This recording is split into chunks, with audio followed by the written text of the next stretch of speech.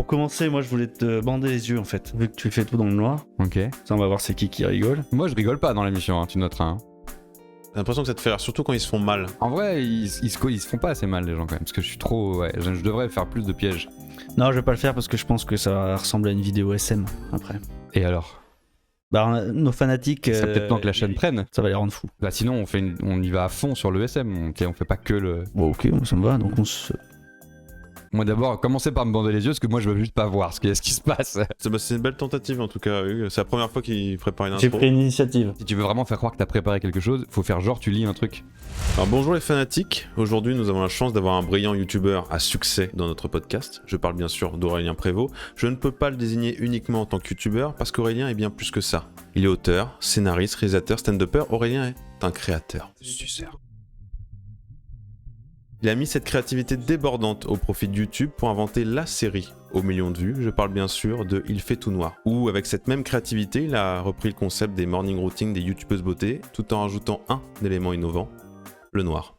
Bienvenue sur Un échec de plus. Sylvain, qu'est-ce que t'aurais répondu à cette introduction de merde là? Il a même pas préparé mon prénom quoi. Bah elle est pas mal. Tu m'as outé sur le stand-up, parce que c'est secret. Enfin, je suis connu pour vraiment outer les gens comme ça. Ça va, parce que c'est pas non plus... Enfin, j'ai regardé un peu la chaîne et tout, ça va, ça reste quand même... On est entre nous, quoi. C'est cool, c'est quand même... Il y a pas de... Et il vient de critiquer un peu nos... Les fanatiques se regroupent dans les stades de foot pour regarder sur le même compte YouTube. C'est un biais, ça s'appelle. Un biais cognitif. Ok. Je viens pas pour les vues, tu vois. On avait compris, je crois. Je viens parce que vous êtes sympathique et que votre émission est cool, quoi. Bon, je vais commencer avec les questions ouvertes. Et on va arrêter de parler de notre audience. Non, mais... bref. Je l'ai pris personnellement, mais c'est très clair. On va essayer de lancer la première question. Attention. Avant de se faire encore une fois humilier. Mais putain, mais pas du tout. Non, c'est pas de souci. Ton échec dans l'intimité, ton échec amoureux, date. Coquinou. Vous mettez moins de casquettes que la saison d'avant. On a fait des implants en Turquie, c'est pas mal, hein. Bah ouais. 20 balles. C'est quoi le premier mot que t'as dit? Intimité? Puberté, il a dit puberté. C'est ton moment où tu t'ouvres un petit peu, au lieu de nous ouvrir avec nos nombres de vues.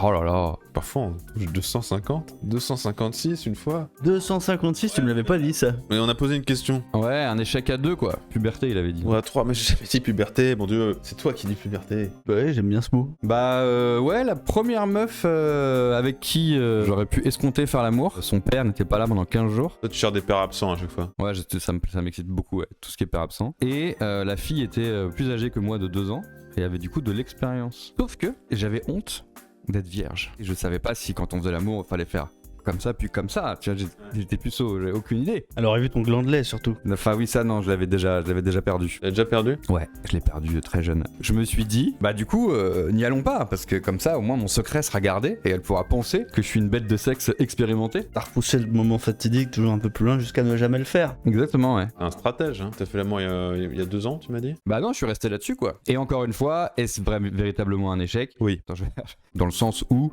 nous avons couché ensemble l'année dernière. Non. Ah, énorme baiser.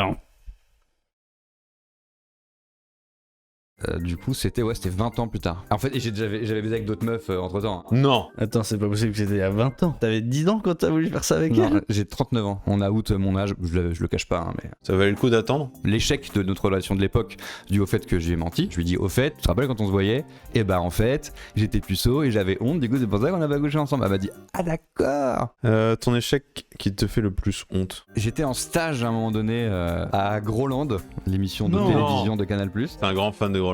J'aimerais bien y vivre en fait. Et ouais, j'étais en stage là-bas, donc j'étais très très heureux. Mais j'étais vraiment très jeune. Genre, j'avais je crois 18 ans. Et c'est vrai que les stagiaires, on leur fait faire des trucs un peu casse-couilles des fois, qui sont l'extension du café, mais à l'extérieur. C'est-à-dire, est-ce que tu peux aller chercher une voiture qui est quelque part et la ramener? Et du coup, on me dit d'aller chercher une caisse dans un truc de lock de matériel et de la ramener. Une espèce de... comme une sorte...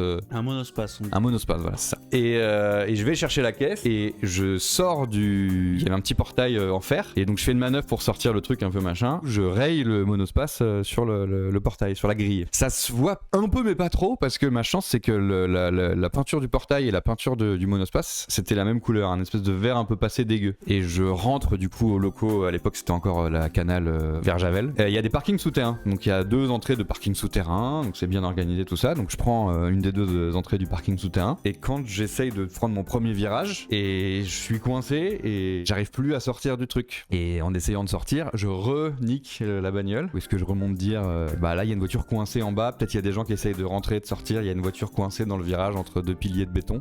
Donc ce que je fais, et je raccompagne le gars, un régisseur aguerri qui a réussi à la sortir mais qui en fait m'a dit bah là tu es rentré par la sortie en fait du garage. Pourquoi est-ce que ça, on peut sortir plus facilement que rentrer dans une descente de garage? Ça n'a pas de sens, on est d'accord? Si, ça a du sens, c'est parce qu'en fait, les roues qui tournent sont devant la voiture et pas derrière. C'est impressionnant ce que tu viens de faire. Je pense que c'est ta meilleure remarque de tout le podcast. Et ce cas a fait jurisprudence, car derrière, les stagiaires n'avaient plus le droit de conduire les voitures. C'est une avancée en fait. 15 jours plus tard, sur un tournage où du coup je ne conduisais pas, je descends de la voiture à la fin de la journée pour aller machin. Je connais pas trop les dangers de Paris. Et donc par exemple, j'ouvre ma portière comme ça sans regarder s'il y a un scout qui arrive. Et du coup, il y a un scout qui est arrivé et qui a arraché la portière. Ça, c'est un vrai échec, merci. Enfin. Donc ensuite, les stagiaires n'avaient plus le droit de rentrer, de monter dans une voiture à partir de ce jour. Non, vas-y, on va passer aux questions cash. Allez, question cash. Tu réponds par échec ou réussite, c'est simple. T'es prêt? Ouais. Être l'ami de Freddy Gladieux. C'est compliqué, mais réussite. Reformer Multiprise avec nous. Échec. C'est bien, tu me tends la perche. Anis avait pas du tout la même réponse. Reformer Multiprise avec nous. Alors, franchement, honnêtement, j'allais dire échec, quoi qu'il arrive. Et avec vous, je crois pas que ça change grand-chose, mais c'est pas lié à vous. Les couvre-chefs. Réussite. Donc ça, c'est un couvre-chef. Bah ouais, non. Ça prend comme une casquette, ça. On dirait une casquette sans visière. Je peux devenir guest d'Il fait tout noir. Ça, c'est nous. Bah, l'émission serait bien. Après, en termes de vue... Ton passage dans un échec de plus. C'est quoi déjà? Ok, on passe à l'impro. J'ai sauté toutes les autres questions. Donc on s'est dit qu'on allait... On va être au McDo. T'es à la caisse du McDo. Ah, je suis un peu excité. Et là, on fait l'impro. Vous êtes tous les deux clients, là? Tu vas voir, je sais pas, hein. On Je sais improvise. pas, on donc, improvise. Bonjour, messieurs. Bah, bonjour monsieur. Pas de soucis, bonjour, monsieur. Enfin, ou... Bonjour. Parce que j'ai l'impression que vous êtes casse-couilles. Avec mon petit enfant là, Benjamin, on aimerait vous prendre 6 chicken McNuggets. Hors menu? Prenez des menus, hein. Vous serez Non, plus non, non, rentable. hors menu. Je mets 6 chicken McNuggets sur le tableau maintenant. Sur le tableau? Plateau. Ah ok, non, j'ai cru qu'on était dans une voiture, je me suis dit ah ouais, l'impro... Tu sors de l'impro, là. Votre enfant a une voix très grave. Donc vous voulez une boîte de 6, très bien. Vous voulez quelle sauce avec cette boîte de 6? Samouraï. Ça n'existe pas, on a barbecue, chinoise, curry ou moutarde. Ou ketchup mayonnaise évidemment. Ketchup, mayonnaise. Est-ce que t'es content de ce que t'as dans ta boîte, Benjamin? Il y a des potatoes dans la boîte. À la place des nuggets? Vous avez mis des potatoes? Ah bah ça c'est pas moi. Hein. Mais vous êtes un incapable. Il est en train de gâcher Noël. C'est la magie de Noël. Et en plus, il y a les plombs qui viennent de péter. Il fait tout noir. Qu'est-ce qu'on fait? Comment on fait? Non mais juste ne bougez pas déjà. Je me suis pris un quoi dans l'œil. Oh, il a pris un compas dans l'œil. Ça, c'est encore les petits qui jouent dans les toboggans chez McDonald's. Bon, l'impro a pas pris, mais je pense que c'est pas de notre faute. C'est de la faute d'Aurélien. Le problème, c'est qu'il a une connaissance très technique. C'est un technicien du sujet. Bon, L'impro vous va, ouais c'est bon? Vous cherchez pas la qualité de toute façon, c'est Non, ça non, là. parce que de toute façon, c'est pour les deux fanatiques là qui nous regardent. Ouah, t'exagères. 300, j'ai vu 300. non, t'as pas vu 300, demande pas. Fais ton impro, Hugues. Donc, c'est un monsieur qui s'appelle Gasparov. Il a dit quelque chose sur les échecs. C'est un proverbe. Et je te propose de réagir. Il a dit: les échecs sont le sport le plus violent de tous. Bah déjà, je sais pas si vous avez déjà remarqué que les échecs, ça s'appelait les échecs. C'est bizarre, c'est un délire quand même. C'est comme tu crées une marque, t'appelles ça C'est vrai. de la chiasse quoi. Peut-être que c'est comme vous, il voulait pas que ça prenne son truc.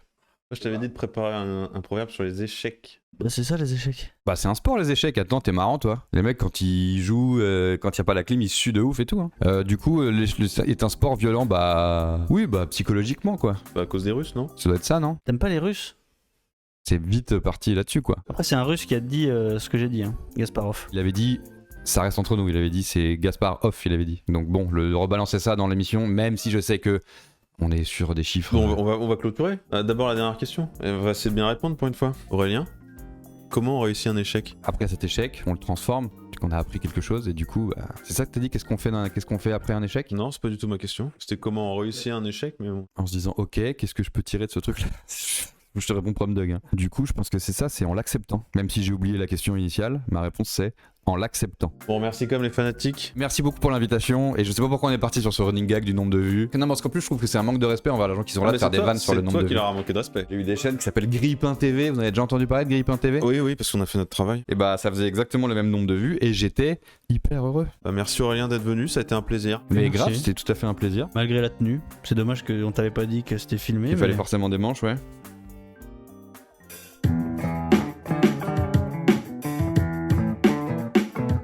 Un échec de plus, le podcast exclusif pour tous les fanatiques.